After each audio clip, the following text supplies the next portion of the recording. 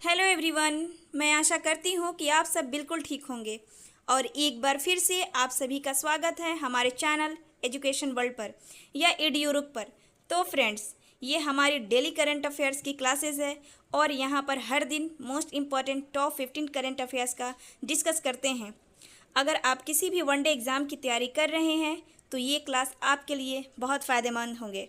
दोस्तों, आप अपने फ्रेंड सर्किल में इस क्लास को ज़रूर भेजें, शेयर करें ताकि आपके साथ उनको भी फ़ायदा मिले इस क्लास से। तो इससे अच्छा कि एक मोटिवेशन की मैं बातें कर दूं। सफलता अपने आप चलकर नहीं आती, सफलता अपने आप चलकर नहीं आती, हमें उस तक पहुंचना पड़ता है। बिल्कुल ओके, तो नेक्स्ट क्वेश्चन की ओर चलते हैं। हाल ही में जापान ने संयुक्त समुद्री खोज एवं बचाव अभ्यास यानी सारेक्स किस देश के साथ आयोजित किया है? आंसर है दक्षिण कोरिया। आंसर है दक्षिण कोरिया।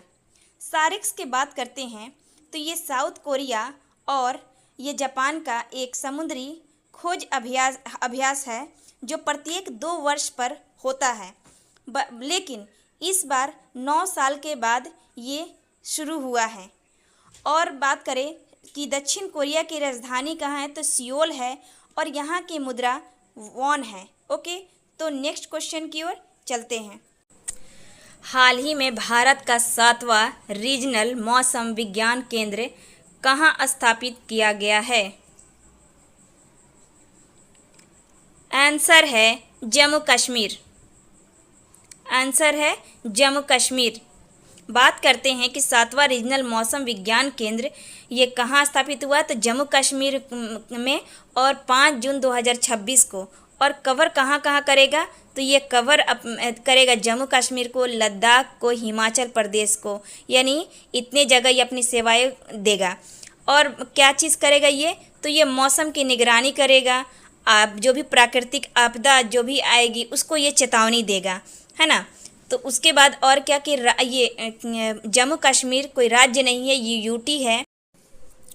हान सियोंग सूक किस देश की दूसरी महिला प्रधानमंत्री बनने जा रही हैं? आंसर है दक्षिण कोरिया।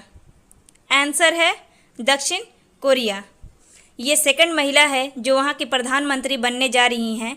और वहाँ के राष्ट्रपति कौन है? ली जे मियोंग। वहाँ के राष्ट्रपति का नाम क्या है? ली जे मियोंग। ओके, तो नेक्स्ट क्वेश्चन की ओर चलते हैं।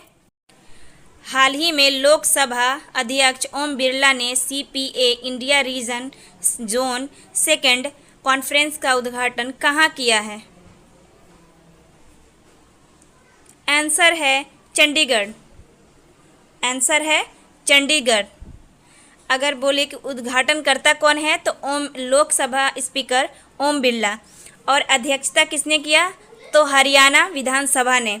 सीपीए का मतलब है कॉमनवेल्थ पार्लियामेंट्री एसोसिएशन। और ये कब हुआ तो ये 8 जून 2026 को ये कॉन्फ्रेंस हुआ। और इसमें कौन कौन उपस्थित थे तो राज्यसभा के उपसभापति जो हरिवंश नारायण सिंह हैं और हरियाणा सीएम नायाब सिंह सैनी जी और 15 राज्यों के विधानसभा के पीठासीन अधिकारी, ये सारे शामिल थे। ओके, तो नेक्स्ट क्वेश्चन की ओर चलते हैं। हाल ही में फ्रेंच ओपन 2026 का पुरुष एकल खिताब किसने जीता है? आंसर है अलेक्जेंडर ज़वेरेव। आंसर है अलेक्जेंडर ज़वेरेव।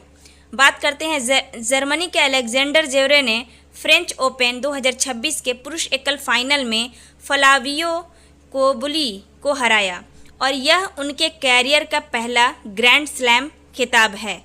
दोस्तों, अगर कोई भी एक्स्ट्रा मैं फैक्ट बता रही हूँ तो आप ज़रूर उसे नोटबुक में नोट करें क्योंकि ये वेरी वेरी इंपॉर्टेंट क्वेश्चन है।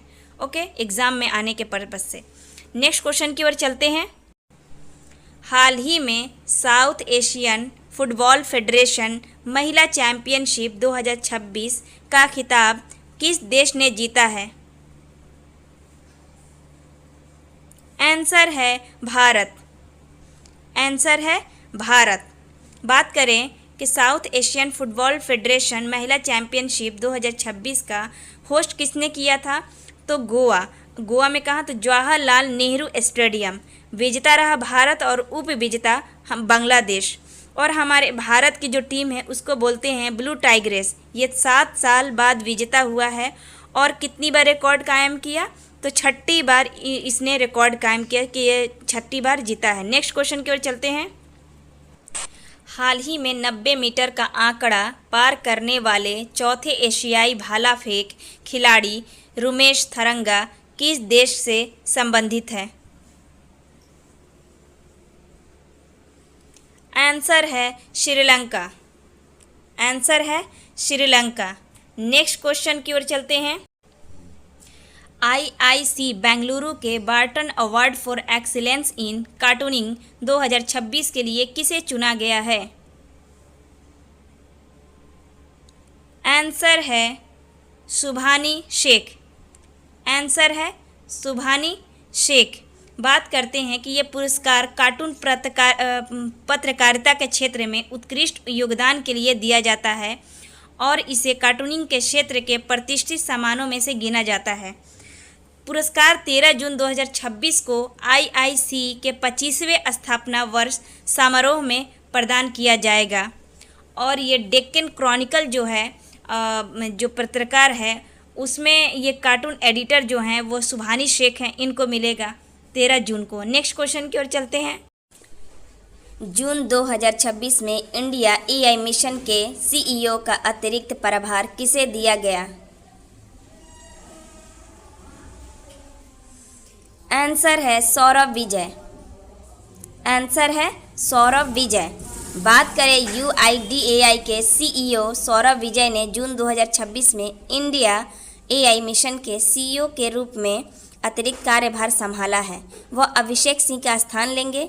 इंडिया AI मिशन की बात करें तो भारत सरकार की यह एक महत्वाकांक्षी रणनीति पहल है जिसका उद्देश्य देश में कृत्रिम बुद्धिमत्ता यानी आर्टिफिशियल इंटेलिजेंट के एक मजबूत, आत्मनिर्भर और समावेशी इकोसिस्टम का निर्माण करना। केंद्रीय मंत्रिमंडल ने इस मिशन के लिए 10,371.92 करोड़ का बजट आवंटित किया है। ओके, तो नेक्स्ट क्वेश्चन की ओर चलते हैं। जून 2026 में किस राज्य सरकार ने तंबाकू या निकोटीन युक्त सभी खाद्य उत्पादों पर 1 वर्ष का पूर्ण प्रतिबंधित लगाया है? आंसर है नागालैंड। आंसर है नागालैंड। तो नागालैंड सरकार ने जन स्वास्थ्य को ध्यान में रखते हुए राज्य में गुटखा, पान मसाला या किसी भी ऐसे खाद्य पदार्थ पर 1 साल के लिए पूर्ण प्रतिबंधित लगाया है जिसमें तंबाकू या निकोटीन शामिल हो। इसका उद्देश्य है विशेष रूप से बच्चों और युवा वयस्कों के बीच तंबाकू आधारित खाद्य पदार्थों के बढ़ते सेवन और गंभीर स्वास्थ्य जोखिम पर अंकुश लगाना। ओके, नेक्स्ट क्वेश्चन की ओर चलते हैं। जून 2026 में जापान को प्रभावित करने वाले टाइफून जंगामी का नामकरण किस देश ने किया है? आंसर है दक्षिण कोरिया।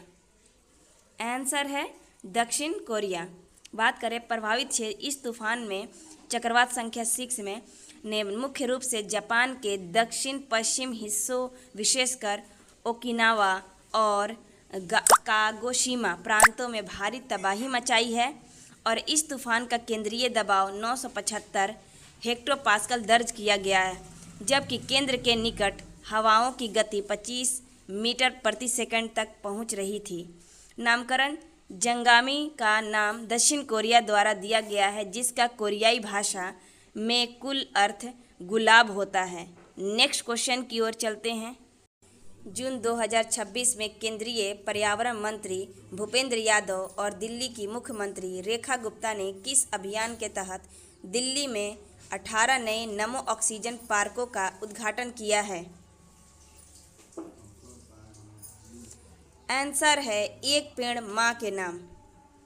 आंसर है एक पेड़ माँ के नाम। बात करते हैं विश्व पर्यावरण दिवस 2026 यानी 5 जून के अवसर पर केंद्रीय पर्यावरण मंत्री भूपेंद्र यादव और दिल्ली के मुख्यमंत्री रेखा गुप्ता ने संयुक्त रूप से मैदानगढ़ी से दिल्ली भर में 18 नमो ऑक्सीजन पार्क का उद्घाटन किए हैं। यह पहल प्रधानमंत्री नरेंद्र मोदी द्वारा शुरू किए गए एक पेड़ मां के नाम अभियान से प्रेरित है। इन पार्कों का मुख्य उद्देश्य है शहरी हरियाली को बढ़ावा देना, दिल्ली की वायु गुणवत्ता में सुधार करना। नेक्स्ट क्वेश्चन की ओर चलते हैं। जून 2026 में ब्लूमबर्ग रिपोर्ट के अनुसार कौन सा देश वैश्विक बाजार पूंजीकरण में भारत को पीछे छोड़कर दुनिया का छठा सबसे बड़ा शेयर बाजार बन गया है? आंसर है दक्षिण कोरिया। आंसर है दक्षिण कोरिया। रिसेंटली भारत को ये पीछे छोड़कर ये दक्षिण कोरिया आगे बढ़ गया।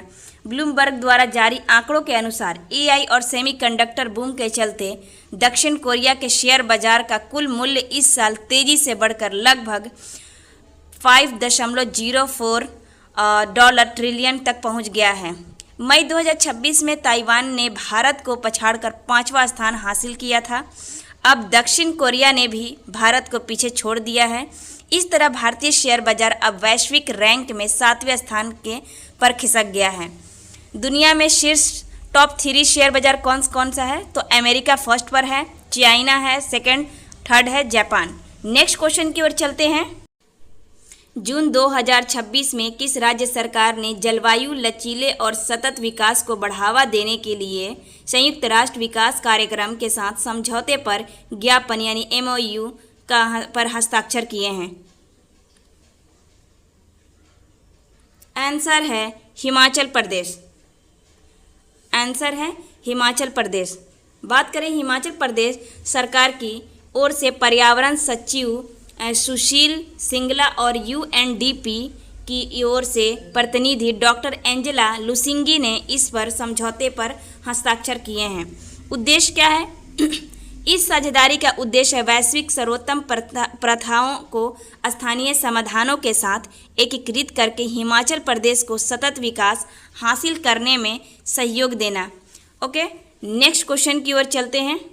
सिपरी ईयर बुक 2026 के अनुसार परमाणु हथियार की संख्या के मामले में भारत का स्थान क्या है? आंसर है छठा। आंसर है छठा। ये सिपरी अपनी ईयर बुक 2026 लॉन्च किया है और इस ईयर बुक में सिपरी दुनिया में न्यूक्लियर वेपन्स, मिलिट्री एक्सपेंडिचर, हथियार व्यापार, ये सारे डेटा को बारे में बताता है। और सिपरी की बात करें तो स्टॉकहोम की ये संस्था है, तो Stockholm International Peace Research Institute इसका फुल फॉर्म है। और इसके बारे में बता दें कि भारत का परमाणु भंडार 2025 के 180 वारहेड से बढ़कर 2026 में 190 वारहेड हो गया है। यानी कि भारत के पास परमाणु वारहेड 12 एक्स्ट्रा डेवलप हुआ है। आई होप कि दोस्तों ये मेरा क्लास आप सभी को अच्छा लगा होगा और जो भी मैं कंटेंट दे रही हूँ बिल्कुल 100% आपके एग्ज़ाम से रिलेटेड है। और जो भी पीछे मैं जो भी क्लास कराई हूँ वो आप उसे नोटबुक में नोट कीजिए, रिवीज़न कीजिए और अपने दोस्तों में सर्किल्स में उसे ज़रूर शेयर करें। Thank you so much.